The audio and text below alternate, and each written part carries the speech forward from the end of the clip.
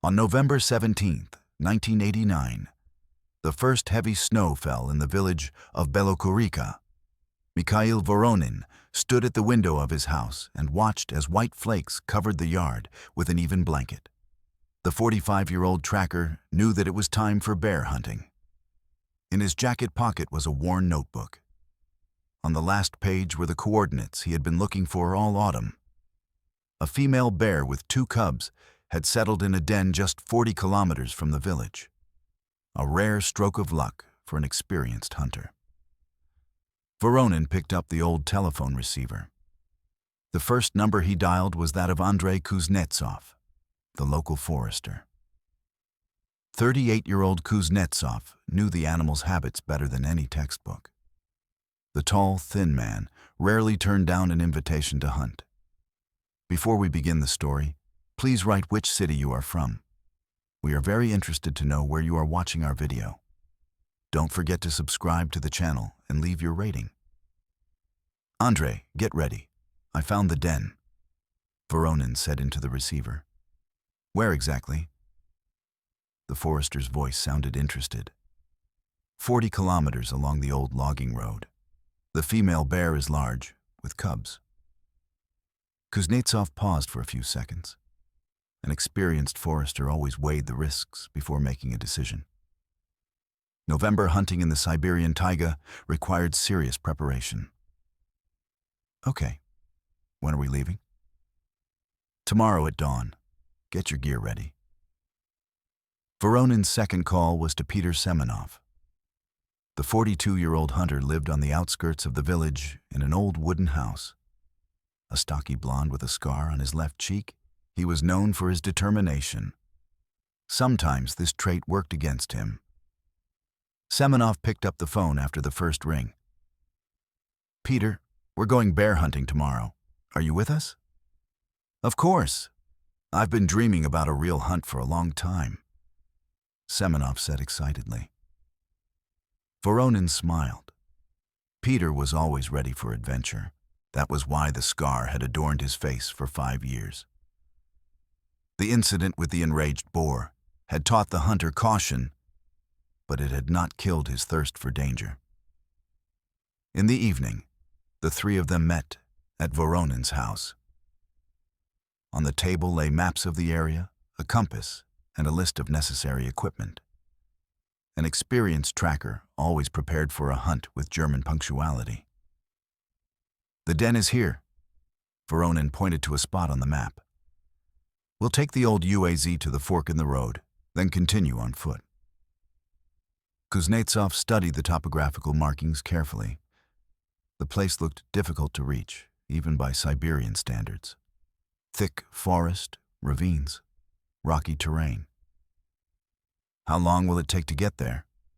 Asked the forester. About 4 hours at a leisurely pace. We'll make it before lunch. Semenov examined his rifle. The 12-gauge Taz 34 had served him faithfully for 10 years. The weapon needed maintenance, but it had never failed him at a critical moment. What if the female bear is particularly aggressive? Asked Peter. We have traps for that, replied Voronin, nodding toward the metal structures in the corner of the room. The 3 size 5 traps weighed 8 kilograms each. They were handmade, but their quality had been proven over time. Such traps could hold even a large male bear. The conversation lasted late into the night. The men discussed the details of the upcoming operation, assigned responsibilities, and checked their equipment. Everyone understood that a mistake in the taiga could cost them their lives. On November 18th, at 5 in the morning, the hunters loaded the UAs and left the village. The temperature had dropped to minus 20 degrees. The snow cover reached 1.5 meters in the forest zone. The road was worse than expected. The old logging highway had not been cleared for several years. The UAZ plowed through the snowdrifts, its chains screeching. It's a good thing we brought extra gas, Kuznetsov remarked, looking at the fuel gauge. The car was consuming fuel at 1.5 times the normal rate. The deep snow and low temperature forced the engine to work at its limit. By 11 in the morning, they reached a fork in the road. From there, they had to continue on foot along a snow-covered trail. Each of them carried a backpack weighing about 30 kilograms. Equipment, food, ammunition. The forest greeted the hunters with deathly silence. The trees stood as if enchanted, covered with frost to their very tops. Only occasionally, somewhere in the distance, could the crackling of freezing wood be heard. "Perfect weather for hunting," commented Semenov, adjusting the straps of his backpack. Voronin walked ahead, checking his compass every half hour. An experienced tracker, he could read the forest like an open book. A broken branch, trampled grass, scratches on the bark, everything told its own story. After 2 hours, they came across the first bear tracks. The paw prints in the snow looked fresh, no more than a week old. Kuznetsov crouched down and studied the tracks carefully. A large specimen, about 300 kilograms, the forester determined. A female bear with cubs always seems bigger, Voronin added. Maternal instinct makes them especially dangerous. Semenov checked the bolt of his rifle. The cartridges were in a special pouch protected from moisture. A 12-gauge shotgun with buckshot could stop any predator at a distance of up to 50 meters. By 2 o'clock in the afternoon, they came out onto a small clearing. In the center stood a bizarrely shaped hill covered with young birch trees. Voronin took out his binoculars and began to carefully examine the area. There, he pointed to a dark spot at the foot of the hill, the entrance to the den. Sure enough, between the roots of an old pine tree, there was an opening the size of a manhole. Branches and leaves were scattered around it, typical signs of a bear's den. But something alarmed the experienced hunter. "Strange," Voronin muttered, without lowering his binoculars. "What exactly?" asked Kuznetsov. "It's too quiet. Usually there are signs of activity around a den." The forester also took his binoculars and began to study the hill. Indeed, the area looked lifeless. There were no paw prints or trails, no food scraps or droppings. "Maybe they've already gone into hibernation," suggested Semenov. "In November, bears sleep very lightly," objected Kuznetsov. "The slightest noise wakes them up." Voronin put away his binoculars and unfolded the map. The coordinates matched those he had recorded in October. The place was exactly where he had been looking for a whole month. There could be no mistake. "Let's check out the den," decided the experienced tracker. "But be careful." The hunters took off their backpacks and took out their weapons. Semenov cocked his rifle.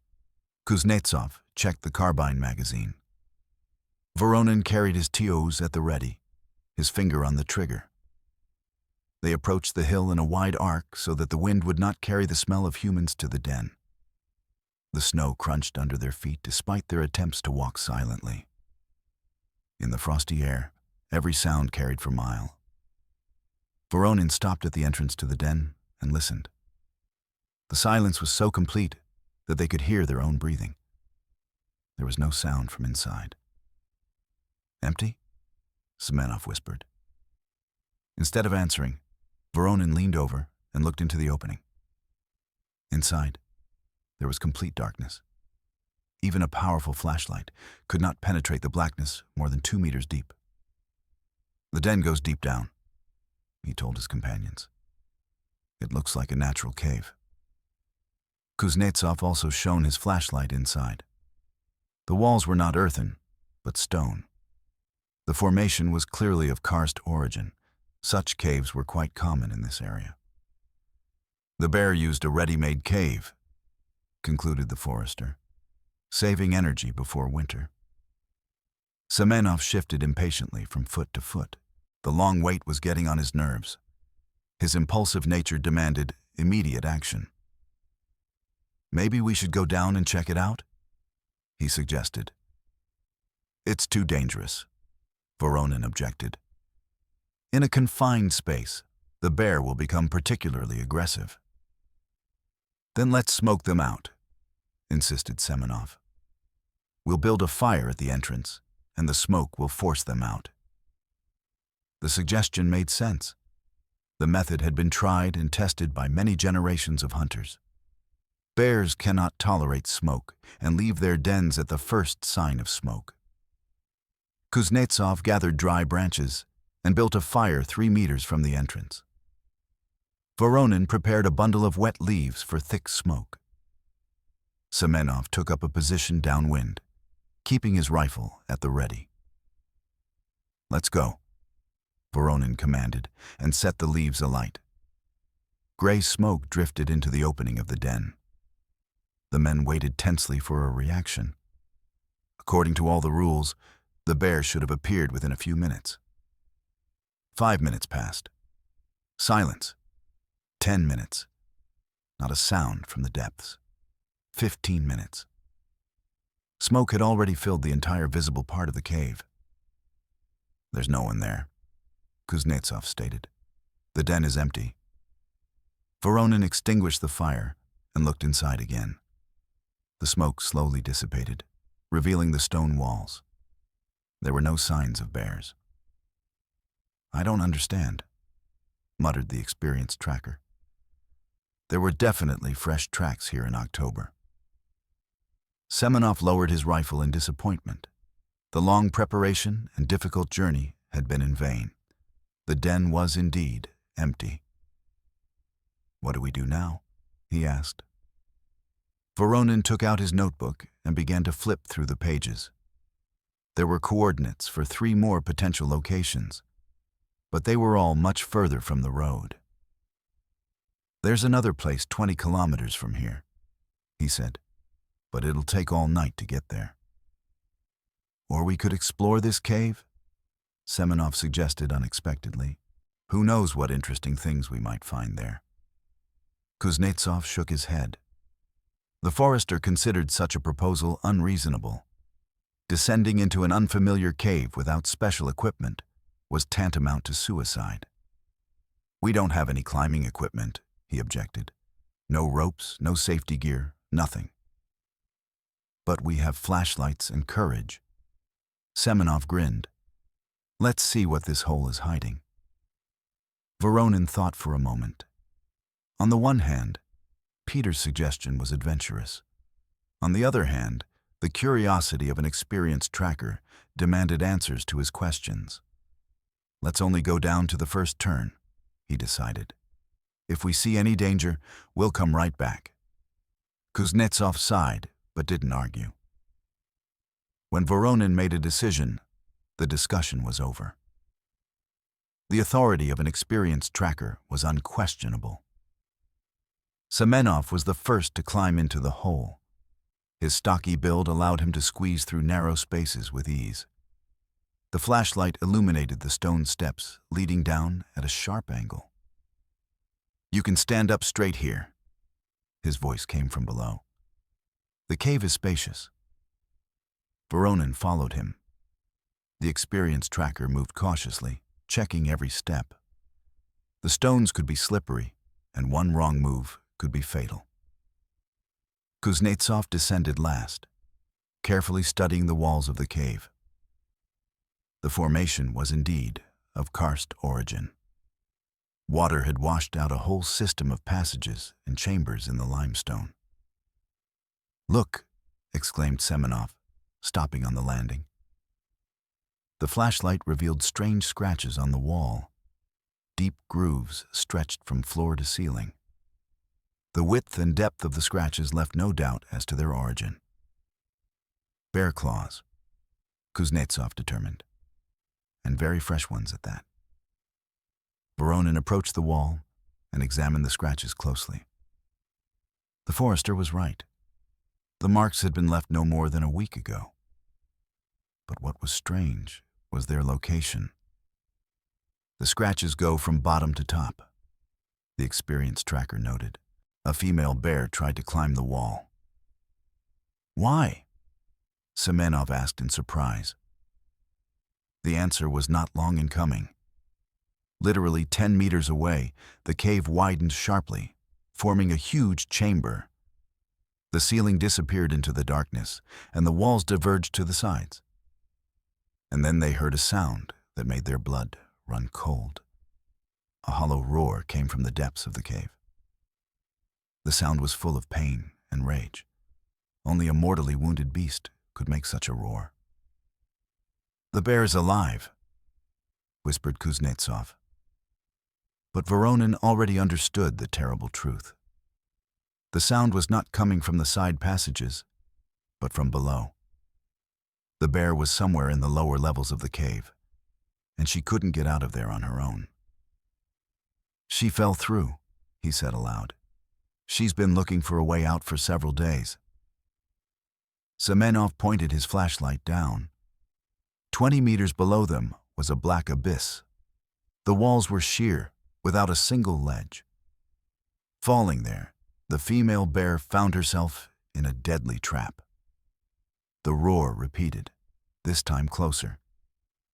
The beast had caught the scent of humans and was trying to climb up. Scratches on the walls told the story of her unsuccessful attempts to escape. "We have to go back," Kuznetsov said firmly. "A wounded bear in a confined space is a death sentence."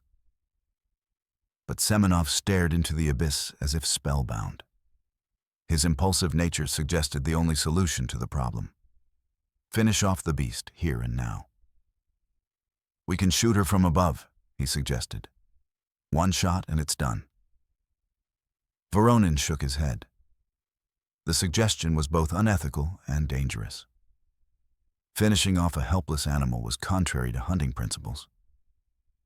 "The bear isn't to blame for her situation," he said.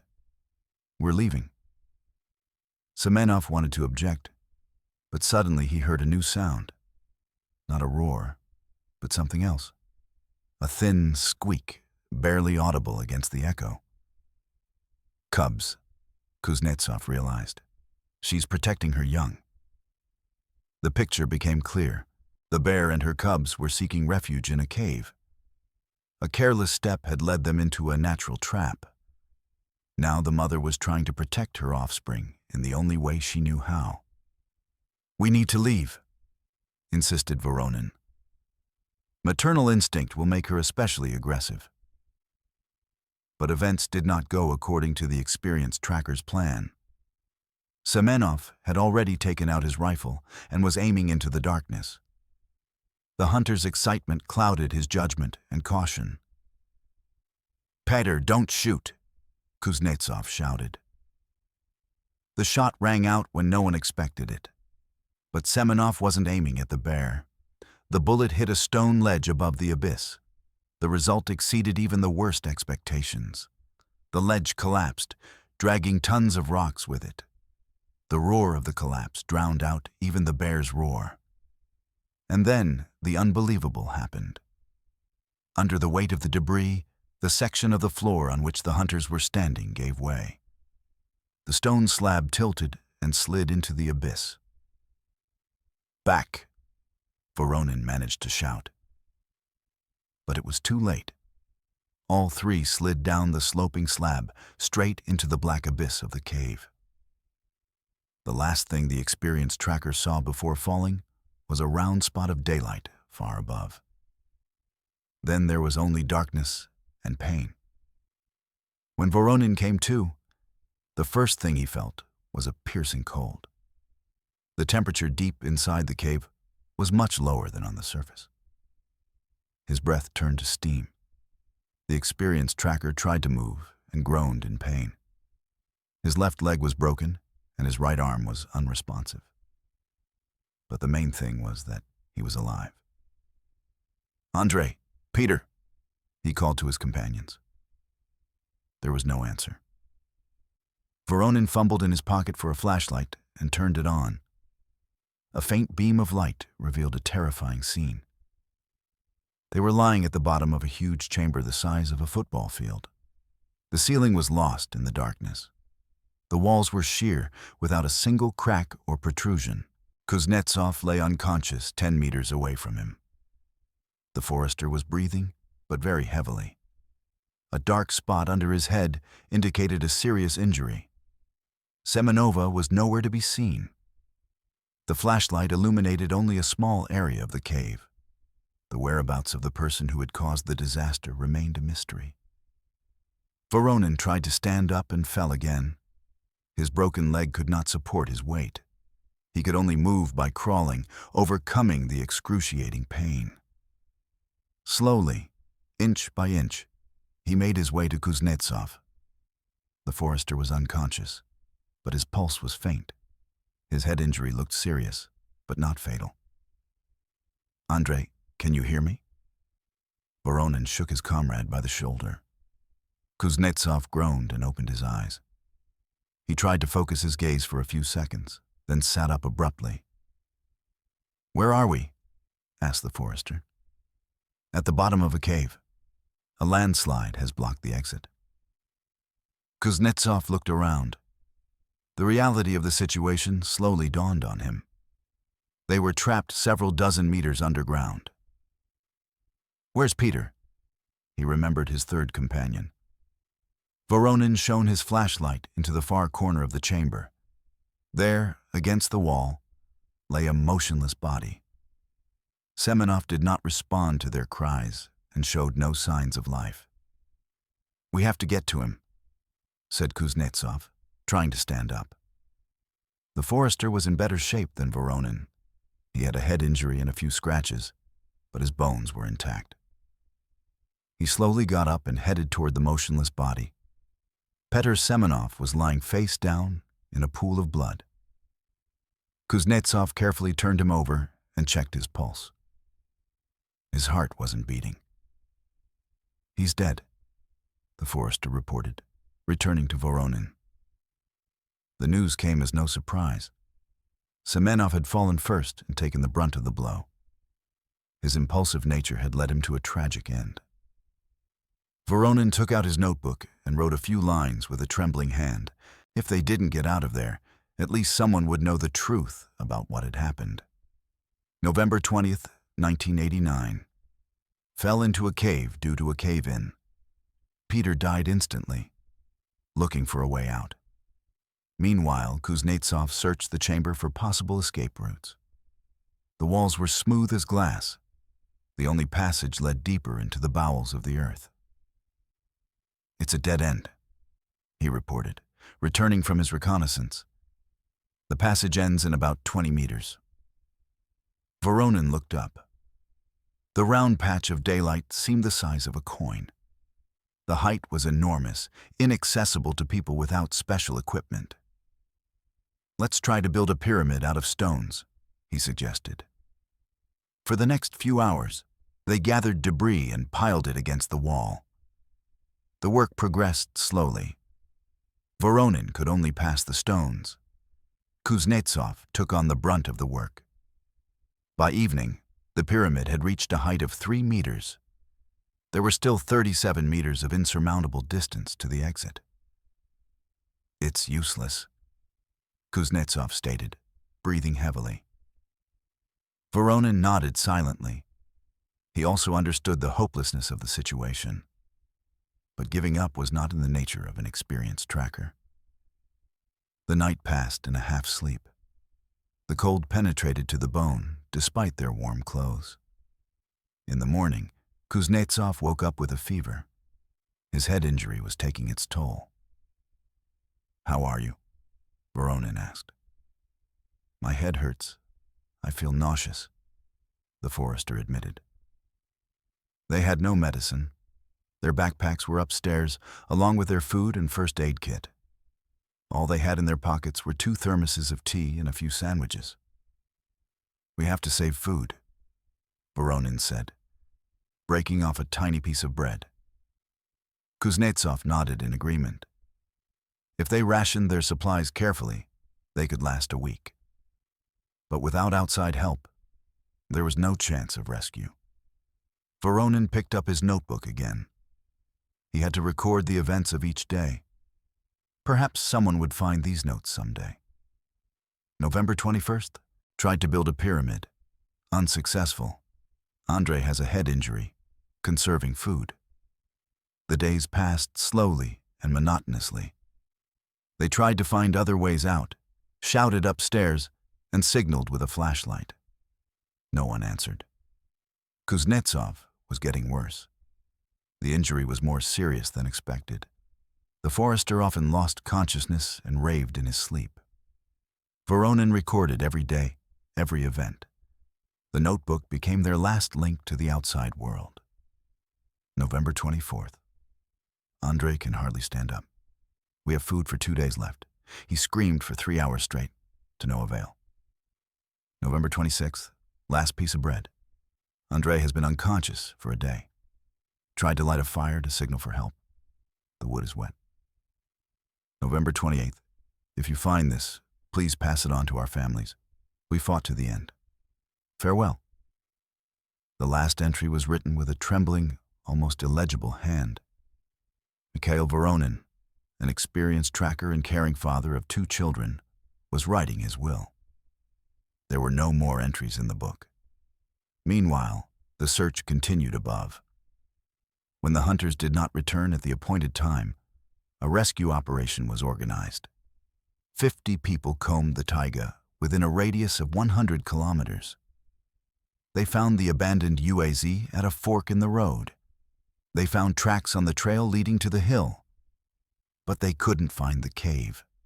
The entrance was buried under tons of rocks. From the outside, the place looked like a small landslide. No one thought to dig through the rubble. The search continued for a month. Then the case was officially closed. 3 experienced hunters were missing in the Siberian taiga. It wasn't the first time this had happened. The families received accident reports. The wives became widows, the children orphans. Time gradually healed the wounds. 16 years later, a group of speleologists was working in the same area. They were mapping underground caves for scientific research. Igor Denisov, the expedition leader, noticed a strange pile of rocks at the foot of the hill. The rocks were lying unnaturally, as if someone had deliberately stacked them. "Let's dig it up," he suggested to his colleagues. "Perhaps there is a hidden entrance to a cave here." The work took a whole day.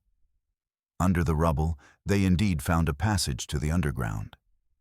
The speleologists descended with a full set of equipment.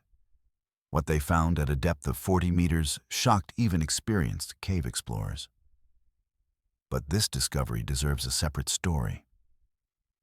Who was to blame for the tragedy of 1989? Was Semenov's impulsive nature the cause of the deaths of 3 people? Or were there circumstances that no one suspected? The speleologists would only find the answer to this question 16 years later. On March 15, 2005, the Podzemye Speleological Club arrived in the Altai region to map unexplored caves. Igor Denisov, the 35-year-old expedition leader, planned to spend 2 weeks in the region. He had no idea that he would become the discoverer of one of the darkest secrets of the Siberian taiga. The team consisted of 5 people. In addition to Denisov, the group included Svetlana Morozova, an experienced cave cartographer, and Alexei Tkachev, a documentary photographer. The other 2 members were students from the geology department who were doing an internship. "Let's start with the Belokurica area," Denisov announced, unfolding a topographical map. "The locals talk about a system of unexplored caves." Morozova studied the symbols carefully. The 40-year-old woman had 15 years of experience in underground exploration. Her maps were used by scientific institutes throughout the country. "Karst zone," she stated, promising for major discoveries. Tkachev checked the camera equipment. The 28-year-old photographer specialized in shooting in complete darkness. His photos graced the covers of caving magazines. The first 3 days passed without any significant discoveries. The team surveyed several small caves, drew up plans, and took photographs. The work was painstaking but productive. On March 18th, Denisov noticed a strange hill 40 kilometers from the village. Its shape seemed unnatural, as if the ground had sunk under the weight of an invisible load. "Let's check this place out," decided the expedition leader. It took 4 hours of walking to reach the hill. The snow was uneven, sinking underfoot in places. Denisov led the way, probing the ground with a mountaineering hammer. "Be careful," he warned the team. "There may be cavities under the snow." The warning proved prophetic. At the foot of the hill, the hammer sank into the snow almost to the handle. Denisov dug up the spot and discovered a pile of large stones. "There's definitely something here," he told his colleagues. Morozova joined the excavation. An experienced cartographer, she immediately determined that the debris was man-made. The rocks were not scattered randomly, but seemed to have been deliberately placed there. "This is not a natural formation," she concluded. "The pile was created by humans or by a collapse." Tkachev prepared his camera equipment to document the find.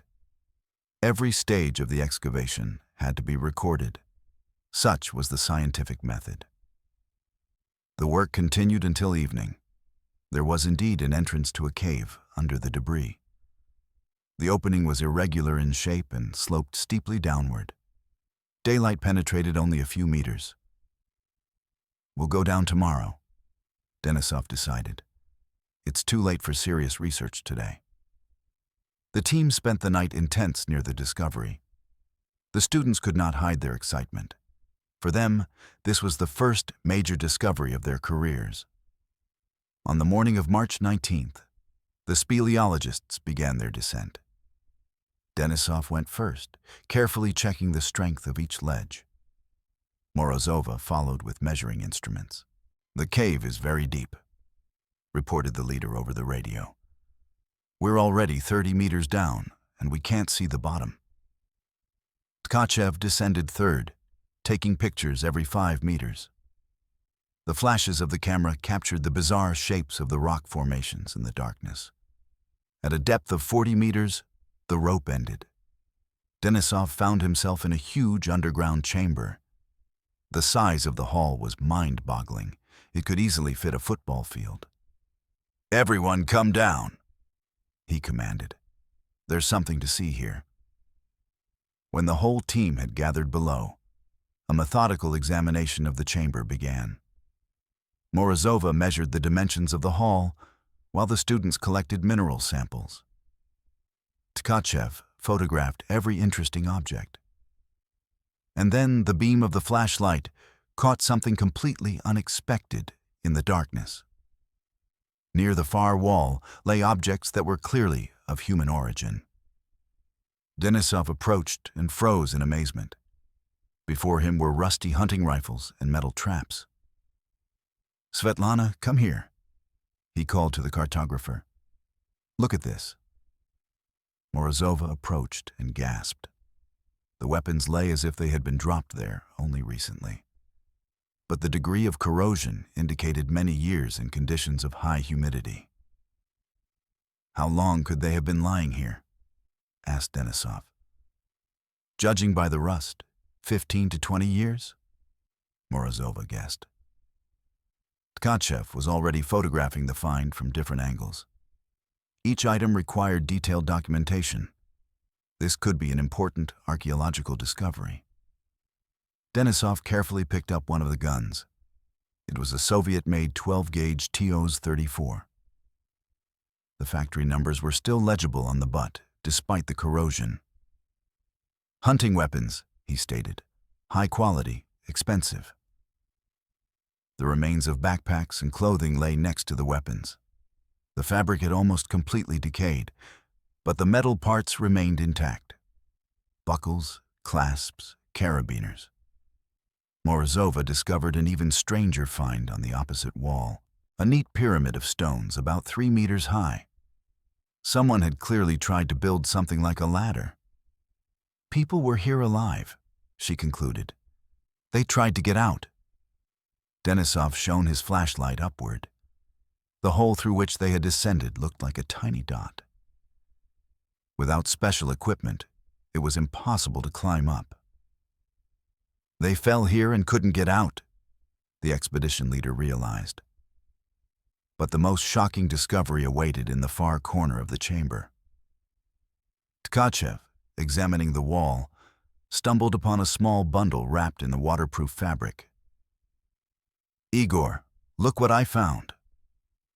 Denisov carefully unwrapped the bundle. Inside was a leather-bound notebook. The pages were yellowed with age, but the writing was clearly legible.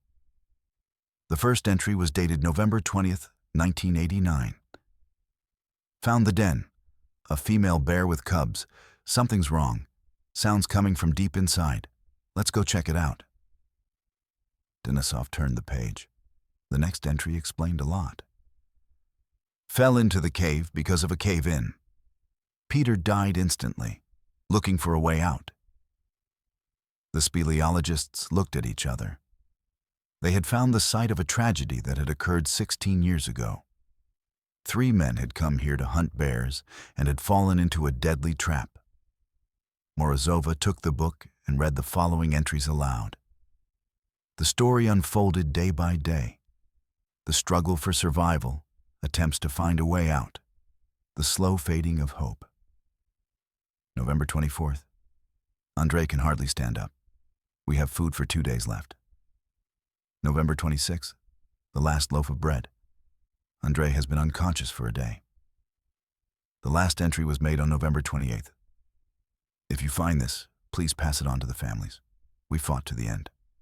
MV. Silence hung in the cave. Everyone imagined the last days of these people. Cold, hunger, despair, a slow death in a stone tomb. "We need to look for the remains," said Denisov. "The families have a right to know the truth." The search took several hours. Bones were found in different corners of the cell. Time and humidity had done their work. But some items had survived. Documents in waterproof bags, metal jewelry. Tkachev methodically photographed each find. The materials were to form the basis of an official report. The tragedy of 1989 would finally be documented. Mikhail Voronin, 45 years old. Denisov read from the passport. Andrei Kuznetsov, 38 years old. Pyotr Semenov, 42 years old. Morozova wrote the names in her notebook. These people had been missing for 16 years. Their families never found out what had happened to their husbands and fathers. "Someone should have looked for them," she remarked. "They did," replied Denisov. But the debris blocked the entrance to the cave. From the outside, it looked like a normal landslide. Meanwhile, the students searched the far corners of the chamber. In one of them, they discovered the skeleton of a large animal. The bones clearly belonged to a bear. "The female bear fell in here too," one of them reported. Denisov went over to examine the find. Sure enough, the skeleton of an adult female bear lay against the wall. The bones of 2 cubs were visible nearby. "Now we have the whole picture," he said. The female bear and her cubs were seeking refuge in the cave. The hunters followed their trail and also fell in. Morozova studied the structure of the chamber. The geological formation was natural, but very treacherous. The thin layer of rock above the abyss could collapse at the slightest tremor. "One careless step, and the trap will snap shut," she explained. Tkachev took the last pictures and began packing up the equipment. The work in the cave was finished. Now came the hardest part, informing the authorities about the discovery. "Let's go up," Denisov commanded. "There's nothing more to do here." The climb back up took an hour. Everyone was lost in their own thoughts. The discovery was not a joyful one, but a tragic one. The mystery had finally been solved, but it brought only pain. Once on the surface, The team immediately contacted the local authorities by satellite phone. The news of the discovery of the remains of 3 hunters had the effect of a bombshell. "Come immediately," ordered the district police chief. "Don't let anyone near the cave." 3 hours later, an investigation team arrived at the scene. Major Kuzmin, an experienced detective, personally supervised the examination. He was interested in every detail of the incident. "Tell me everything in order," he asked Denisov. The head of the Speleologists described the circumstances of the discovery in detail. The major listened attentively, taking notes in his notebook. Some details clearly surprised him. "So they fell because of a cave-in?" the investigator asked. "According to the records, yes. One of the hunters fired a shot, and the rocks collapsed." Kuzmin thought for a moment. In his career, he had seen many cases of people dying in the taiga. But this story seemed particularly tragic. A fatal accident had killed 3 experienced men. "And the bear?" he asked. "She died too, along with her cubs." The investigator descended into the cave with his own team. Forensic experts carefully recorded the location of all objects. Every detail was important for reconstructing the events. Voronin's notebook became key evidence. The daily entries told the story of the tragedy. There were no signs of violence or murder. "An accident," Kuzmin concluded after examining the scene. "A tragic coincidence." The hunters' remains were recovered from the cave the next day. Special equipment allowed them to be brought to the surface without damage. The families were finally able to bury their loved ones. Mikhail Voronin's wife cried as she read her husband's last notes. The 40-year-old woman had been waiting for him to return for 16 years. Now the agonizing uncertainty was over. "He thought about us until his last day," she told reporters. Andrei Kuznetsov's widow learned of her husband's fate from television news.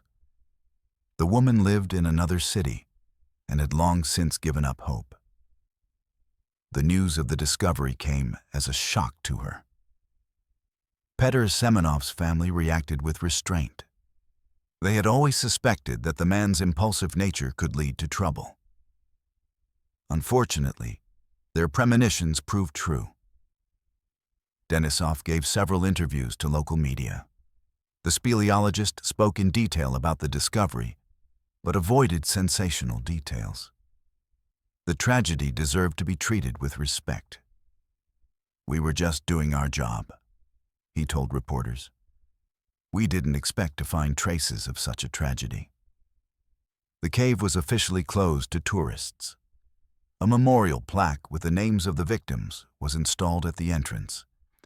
The place became a kind of monument to human courage. Morozova completed mapping the cave system. Her report contained a detailed description of the underground passages and warnings about the dangers.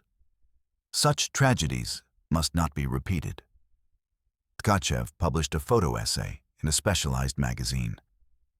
The pictures told the story of the discovery without excessive drama. The professional presentation of the material was highly praised by his colleagues. The official investigation lasted 2 months. Investigators interviewed all of the victims' acquaintances and studied archival documents from the 1989 search operation. The accident theory was fully confirmed. "The case is closed," Major Kuzmin announced at a press conference. The cause of death was an accident during a cave-in. After the case was closed, Denisov could not forget the cave for a long time. The speleologist often saw Voronin's notebook in his dreams. The dying man's last words haunted him for months. "Some secrets are better left untold," he told his friends. Knowledge does not always bring joy. Denisov's colleagues understood his state of mind. Finding human remains is always difficult for researchers, especially when death was slow and painful. Morozova continued her work as a cartographer, but changed her region of activity. The Altai caves reminded her of the tragedy. She moved to the Urals and began studying the local underground passages. The student interns gained valuable, albeit sad, experience. They understood that speleology is not only about the romance of discovery, but also a serious responsibility. Every decision made underground can have fatal consequences. A year after the discovery, a small memorial appeared at the site of the tragedy. It is a simple stone stele with the names of those who died. Local residents sometimes bring flowers here. Igor Denisov gave up caving and retrained as a mountaineering instructor. He no longer wanted to go underground. The open sky seemed safer to him than dark caves. There are too many dead people underground, he explained his decision. Mikhail Voronin's notebook is kept in the Belokurica Local History Museum. The exhibit is popular with visitors. People read the hunter's last entries with tears in their eyes. Tour guides tell the story of the discovery to schoolchildren and tourists. The tragedy of 1989 became a warning to all who venture into the wilderness. Nature does not forgive recklessness. The families of the deceased hunters received official death certificates. The long wait was over, but the pain of loss remained. 16 years of uncertainty left incurable wounds in the hearts of their loved ones. Local authorities have tightened the rules for visiting remote areas of the taiga. Now, every hunting group must register and check in upon their return. The warning system will help prevent similar tragedies. The Bear's Cave, as the site of the tragedy has been named, has become the subject of scientific study. Geologists are investigating the mechanism of karst void formation. The data obtained will help predict dangerous areas. The Podzemie Caving Club continues its work, but with increased safety measures. Each descent is planned with particular care. The equipment is checked twice. The story of the 2005 discovery has become a classic for speleologists. It is taught in educational institutions as an example of the importance of caution. The underground world is beautiful, but deadly dangerous. A year after the investigation, Major Kuzmin received a promotion. His professional work on the case of the missing hunters was noted by his superiors. The investigator was transferred to the regional center. But even in his new position, he remembered the 1989 case. Sometimes the major reread Voronin's notes. The courage of the dying man commanded deep respect. Journalists tried several times to create a sensation around the discovery. Versions of a cover-up and mystical circumstances surrounding the tragedy were proposed. But the facts spoke for themselves. The notebook contained a detailed chronicle of events. There were no mysteries or secrets, just a tragic accident that could have happened to any hunter. The relatives of the victims asked the media not to turn the tragedy into entertainment. The memory of the deceased deserved respect. Sensationalist reports caused additional pain to the families. 5 years after the discovery, a famous writer visited the cave. He was working on a book about tragedies in the wild. The story of the 3 hunters became the central chapter of the work. The author approached the subject with great tact. The book told not only about the tragedy, but also about the courage of people in the face of death. The work received positive reviews from critics. Voronin, Kuznetsov, and Semenov became heroes despite the tragic ending. Their stories showed that people are capable of maintaining their dignity in the most hopeless circumstances. But there was one detail in this story that bothered Major Kuzmin. The experienced investigator noticed it during his first inspection of the cave. The detail seemed insignificant, but it continued to bother him. In Voronin's notebook, there was a strange note in the margins of the last page. Barely visible scribbles that could be mistaken for random lines. But Kuzmin made out the numbers. 15/11/89. November 15th, 1989. 2 days before the hunters set out for the taiga. What did this date mean? And why did Voronin write it down at the most difficult moment of his life? The answer to this question will turn the whole story of the tragedy upside down. Who was really to blame for the death of the 3 hunters? Could Semenov's impulsive shot really be the whole truth about that fateful hunt? Why did the experienced tracker Voronin remember the date that preceded the tragedy in the last minutes of his life? What secret did the numbers 15.1189 hide? The truth turned out to be more terrifying than anyone could have imagined. Major Kuzmin couldn't forget the strange note in Voronin's notebook. The numbers 15.1189 haunted him even in his dreams. The experienced investigator knew that there are no coincidences in criminalistics. Every detail matters. A month after the case was officially closed, he decided to conduct his own investigation. In his spare time, Kuzmin studied archives, interviewed witnesses, and reconstructed the chronology of events in November 1989. The investigator's first step was to check the weather reports. On November 15, 1989, the weather in the Belokurica area was clear. The temperature was around -10 degrees Celsius, ideal conditions for reconnaissance. Voronin could have gone out on reconnaissance, the major mused aloud. But a check showed that the experienced tracker's car had not left the village that day. Neighbors confirmed that Voronin had been working in his yard all day, repairing a fence. He hadn't gone anywhere. So what did the mysterious date mean? Kuzmin turned to Mikhail Voronin's widow.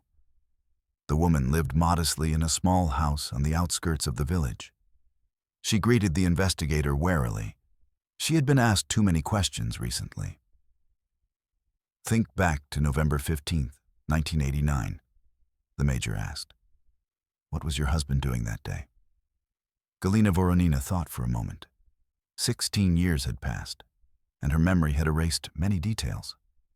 But some events are remembered forever. Vasily Potapov came to see him, she recalled. He was a local gamekeeper. They talked for a long time in the kitchen. Potapov's name appeared in the case files. The 50-year-old gamekeeper had given testimony during the 1989 search operation. At the time, he had mentioned strange lights above the scene of the tragedy. What were they talking about? Kuzmin asked. I don't know. Mikhail was pensive afterwards, writing something down in his notebook. The investigator felt his heart beat faster. The connection between the date and the tragedy was becoming clear. Potapov had told Voronin something 2 days before the fateful hunt. Vasily Potapov's house stood on the bank of a small river 3 kilometers from the village. It was an old wooden log cabin surrounded by farm buildings. Traps, guns, and hunting equipment lay scattered in the yard. The gamekeeper himself greeted Kuzmin without enthusiasm. The 66-year-old man looked older than his age. He had deep wrinkles, a gray beard, and tired eyes. What is this about? Potapov asked, not inviting him into the house. The case of the dead hunters. We have a few questions. The gamekeeper became alert. The official investigation had ended a month ago. Why had the investigator come back? I've already told you everything, he replied curtly. Not everything, Kuzmin objected. On November 15, 1989, you met with Mikhail Voronin. What did you talk about? Potapov paled. The question clearly caught him off guard. The gamekeeper was silent for a few seconds, searching for words. I don't remember, he finally replied. It was a long time ago. You remember, the major said firmly. And now you will tell the truth. The pressure worked. Potapov gave in and invited the investigator into his home. The kitchen was modest but clean. On the walls hung photographs from hunting trips and diplomas for services to forestry. Would you like some tea? the host offered. Kuzmin nodded. It was a psychological trick. Sharing a meal encourages openness. Potapov put the kettle on and took out some cookies. "Tell me about your meeting with Voronin," the major asked when they sat down at the table. The gamekeeper was silent for a long time, staring out the window. Then he sighed heavily and began his story. "I knew about that cave. I found it back in the 70s. Bears often hid there from hunters. Did you know it was dangerous?" "Of course I did. I almost fell in once. The floor is thin and could collapse at any moment." Kuzmin took notes without looking up. Potapov spoke slowly, as if every word came with difficulty. "Why did you tell Voronin?" asked the investigator. "He asked me to. He said he needed a large female bear for a prestigious hunt." "But you didn't warn them about the danger." Potapov fell silent. The question had hit a sore spot. The gamekeeper understood the consequences of his silence. "I thought experienced hunters would be careful," he muttered. Lies. Kuzmin felt it with every fiber of his being. Potapov was hiding the real motives behind his actions. But what were they? "Did you have problems with Voronin?" the major asked bluntly. The gamekeeper's face contorted in a grimace of old pain. The question had opened a long-standing wound that had never healed over the years. "He killed my son," Potapov said quietly. The confession sounded like a thunderclap in a clear sky. Kuzmin froze with the pen in his hand. This information was not in any of the files. "Tell me more," he asked. Potapov stood up and walked over to the window. Behind the glass was a small vegetable garden, and beyond it, the dark wall of the forest. It was the place where the gamekeeper had spent his entire life. September 1987. My Alexei, who was 20 years old, went hunting with Voronin. The old man fell silent, gathering his thoughts. The memories were difficult to recall. Voronin said it was an accident. The boy stumbled and fell on his own gun. He was shot in the heart. You didn't believe it? Alexei was an experienced hunter. He grew up in the forest. He never made mistakes like that. Kuzmin wrote down every word. The picture was becoming clearer. Potapov suspected Voronin of murdering his son, but he couldn't prove anything. Was there any reason to suspect him? Alexei found out something about poaching. Voronin was trading bearskins without a license. My son wanted to report him to the forestry department. The motive was clear.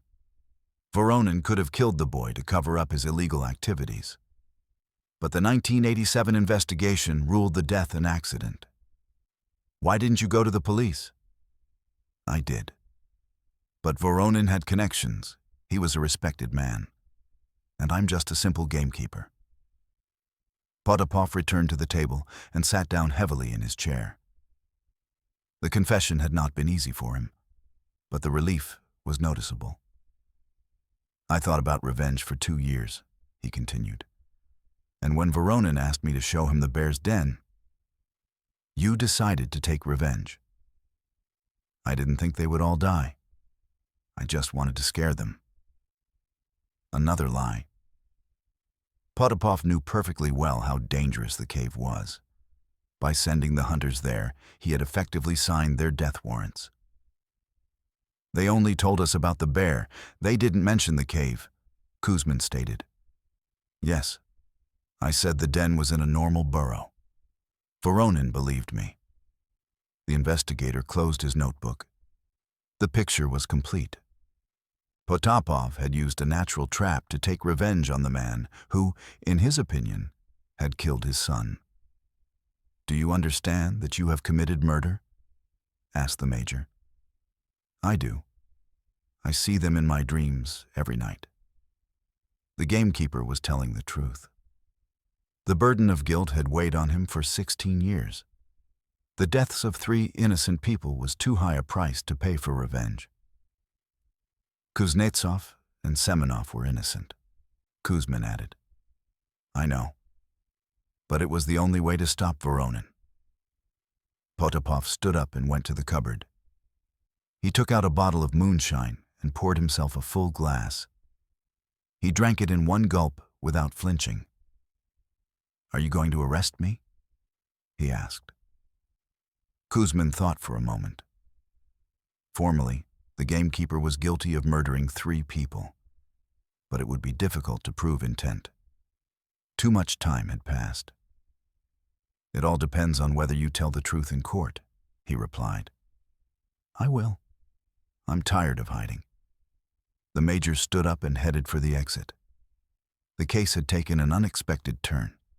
A simple tragedy had turned out to be a cold-blooded murder. There's one thing I don't understand, he said, stopping at the door. Why did Voronin write down the date of his meeting with you? Potapov smiled bitterly. As he was dying, he realized the truth. He figured out who had set him up. The last entries in the notebook confirmed the investigator's guess. Voronin had indeed realized that he was the victim of revenge. But it was too late. Potapov was arrested the next day. The old gamekeeper did not resist, packed a small bag, and calmly got into the car. He had been waiting for this moment for 16 years. The news about the real reasons behind the 1989 tragedy rocked the local community.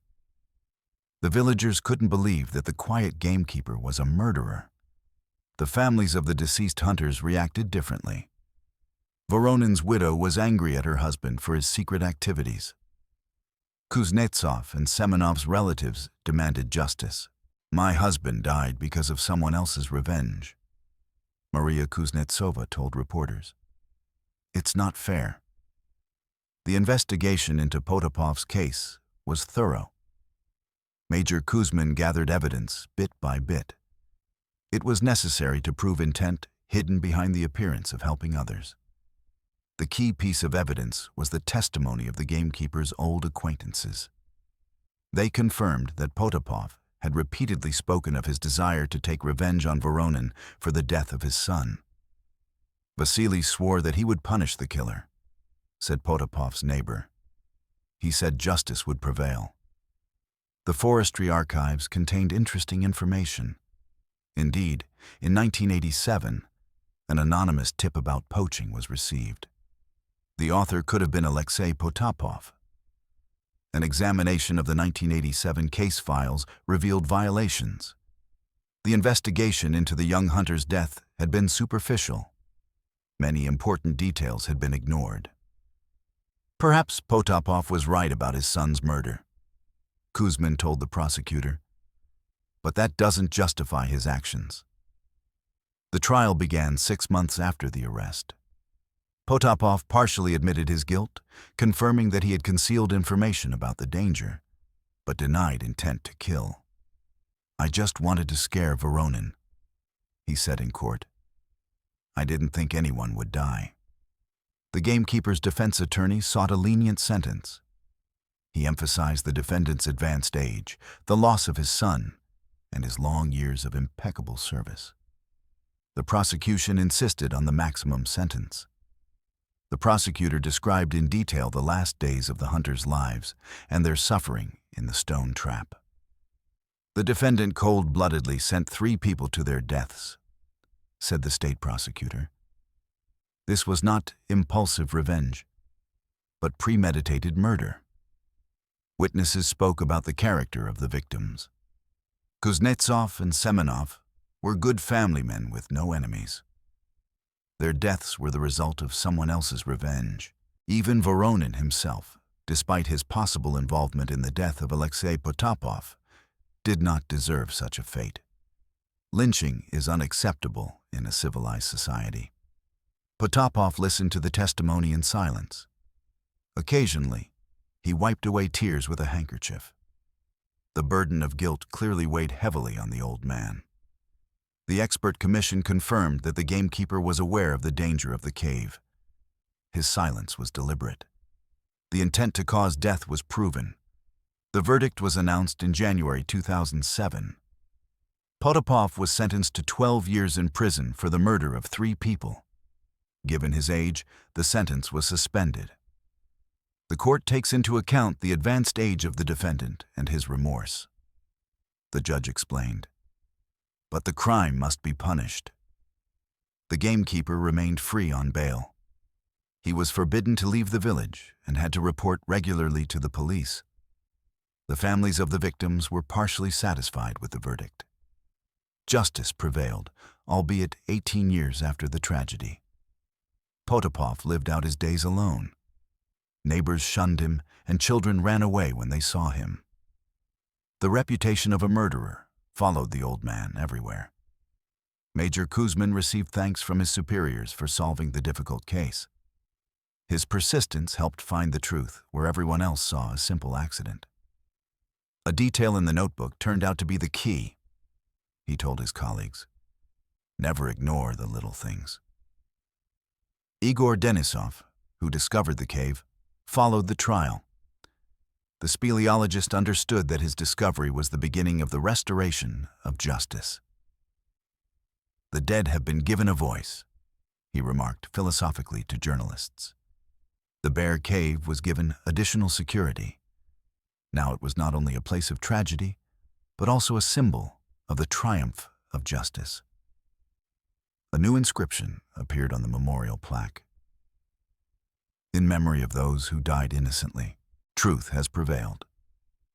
Mikhail Voronin's notebook became an exhibit of special importance. The hunter's last entries helped find his killer years later. Local authorities tightened control over the hunting service. Now every report of poaching is thoroughly investigated. The tragedies of 1987 must not be repeated. Potapov's case became a textbook example for lawyers. It showed that revenge only breeds new victims. Justice must be done in the courts, not in the forests. A year after the trial, Potapov fell seriously ill. Doctors diagnosed lung cancer. The old man was fading away before our eyes, but he did not ask for mercy. "I deserve it," he told the priest who visited him. "God will punish me justly." The gamekeeper died in 2008, never having served his full sentence. He was buried in a rural cemetery without pomp. Only his closest relatives attended. Simple words were carved on his gravestone. "Vasily Potapov, we ask forgiveness for his sins." The families of the deceased hunters gradually found peace. Knowing the truth eased the pain of their loss. Justice prevailed, albeit belatedly. The children of Voronin, Kuznetsov, and Semenov grew up and started their own families. They passed on the memory of their fathers to the next generation, but without bitterness. The truth freed them from agonizing questions. Major Kuzmin continued his service with a new understanding of the importance of his work. Every case could hide deep secrets. Attention to detail saved lives. The Podzemye Caving Club established a scholarship in the name of Mikhail Voronin for young researchers. The memory of the fallen hunter lives on in new discoveries. The 1989 case was included in criminology textbooks as an example of the importance of careful analysis. A single note in a notebook solved a crime years later. Local residents learned a lesson from the tragedy. Now any conflicts are resolved openly, without hidden revenge. The village has become calmer and safer. The notebook is still kept in the museum. Visitors read Voronin's last entries with a special feeling. His words have become a legacy for future generations. "We fought to the end" is engraved on the monument. It reminds us of the strength of the human spirit in the face of death. The story of the 3 hunters has become a parable about how revenge breeds tragedy. Potapov wanted to punish 1 man, but destroyed 3 lives. The price of revenge was unjustifiably high. Justice prevailed. But at what cost? 4 lives is too high a price to pay for restoring the truth. It is better to prevent conflicts than to deal with their consequences. Hunter Potapov regretted his actions until his last day. Revenge brought him no peace, only new torment. Forgiveness would have been wiser than hatred. The Siberian taiga holds many secrets. Some of them are better left untold. But when it comes to human lives, the truth must prevail at any cost. The Bear's Cave has become a place of pilgrimage. People come there to honor the memory of those who died and to think about the eternal questions of good and evil. Nature knows no concept of justice, but humans are obliged to follow moral laws. Otherwise, we are little different from wild animals. The tragedy of 1989 ended with the triumph of justice. Truth prevailed thanks to the persistence of one man and a chance note in a notebook. Mikhail Voronin, Andrei Kuznetsov, and Pyotr Semenov received the respect they deserved. Their names live on in people's memories as symbols of courage and dignity. Vasily Potapov became an example of how the thirst for revenge can destroy innocent people. His story is a warning to all who think about taking the law into their own hands. What lesson did you learn from this story? Is revenge worth human lives, even if it seems that justice is on your side?